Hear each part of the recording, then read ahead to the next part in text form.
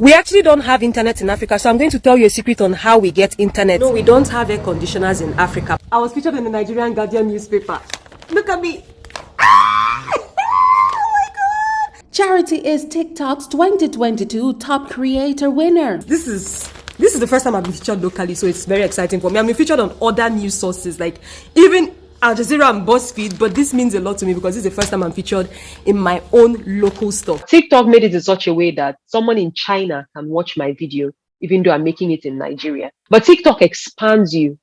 So I would say thanks to technology and thanks to TikTok, I can pass my message across from here, and people in Dubai will be like, oh wow, I didn't know you guys had that in Africa. Wow. We actually don't have internet in Africa, so I'm going to tell you a secret on how we get internet to be able to do our TikToks. So every end of the week, our community chief priest comes to every family in the community and then does some incantations, stab his staff 3 times, blow on something, and then all of a sudden the internet pops up on your phone. I told you guys, you just got internet.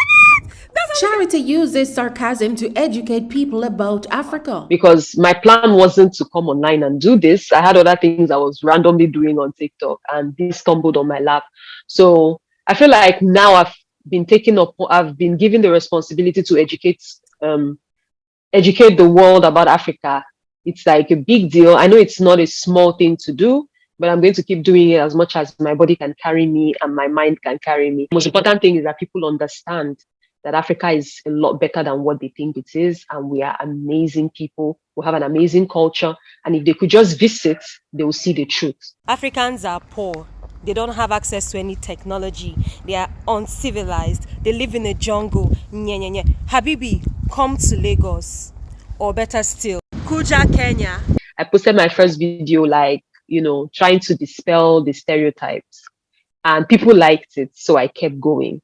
And people kept asking. Somebody was like, oh, wow, I didn't really know that this is what Africa is like, or you guys have these things. Because growing up from childhood, we were told that you're all starving, you don't have anything. So people actually really do ask those questions. You have perfumes in Africa?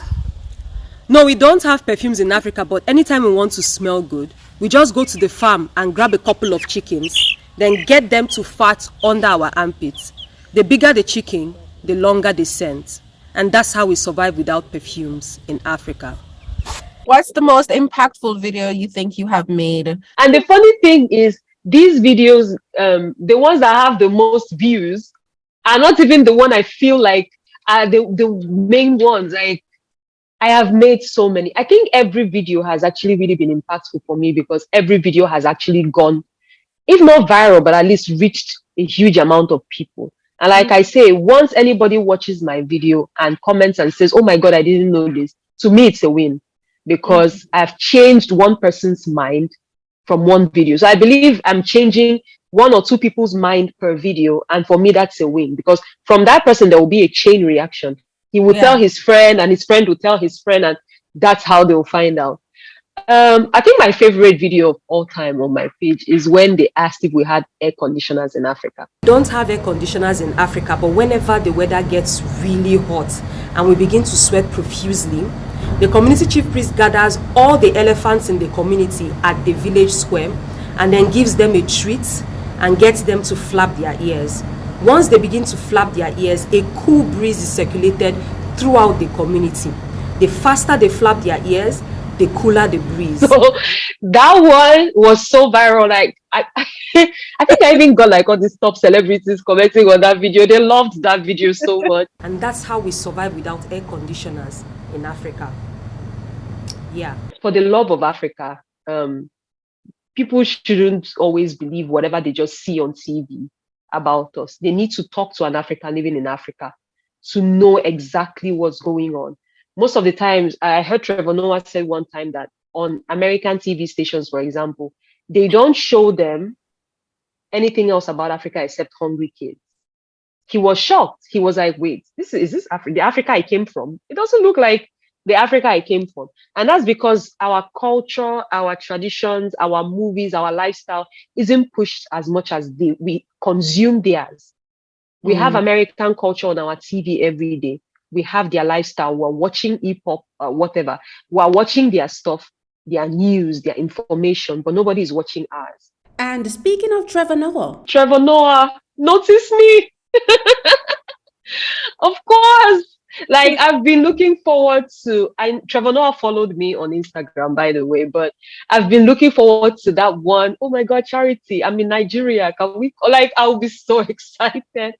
But of course, the fact that he doesn't really negate his roots is very important. You know, some people first, he's half Black. And the fact that he chose to accept his Black side and embrace the fact that he's Black, and not just Black, Africa, like, he embraces his roots, he embraces his culture, and he doesn't let anybody or anything come in between him and his South Africa. Sometimes even when he's making shows, sometimes he slips in one of his languages here and there. I'm like, that is how we do it here.